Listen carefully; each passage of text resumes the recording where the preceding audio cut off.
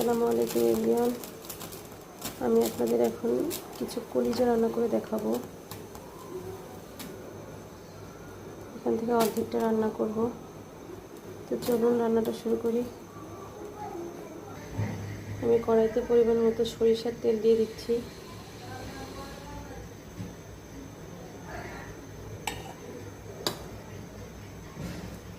তেলটা গরম হয়ে এলে আমি কিছু পেঁয়াজ দিয়ে দিব।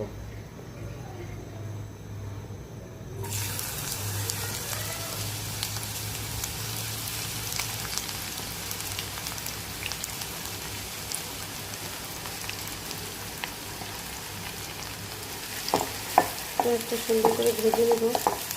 বেরেস্তার কালার আসলেই পেঁয়াজটা ভাজা হয়ে যাবে। আমি এখানে তেজপাতা, দারুচিনি, লবঙ্গ, এলাচ, গোলমরিচ নিয়ে নিয়েছি। এগুলো আমি এখন পেঁয়াজের সাথে দিয়ে দিলাম।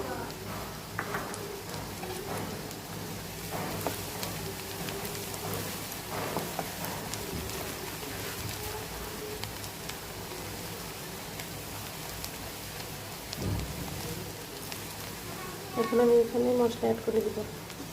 আমি এখানে 1 চামচ রসুন বাটা দিয়ে দিচ্ছি, 1/2 চামচ আদা বাটা, 1/2 চামচ জিরা বাটা। ভালো করে কষিয়ে নিয়ে মশলাটা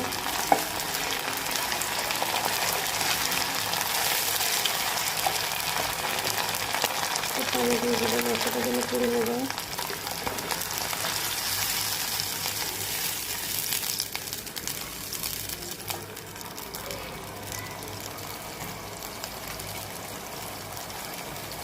এখন লবণ দিয়ে দিলাম, 1 চামচ লাল মরিচের গুঁড়া,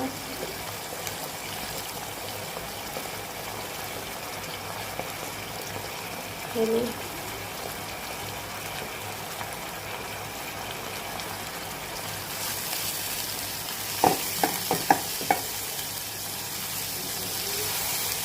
এখন ভালো করে তেল ফোটা পর্যন্ত কষিয়ে নেব। মশলাটা কষানো হয়ে গিয়েছে, এখন আমি এখানে কলিজা দিয়ে দেবো।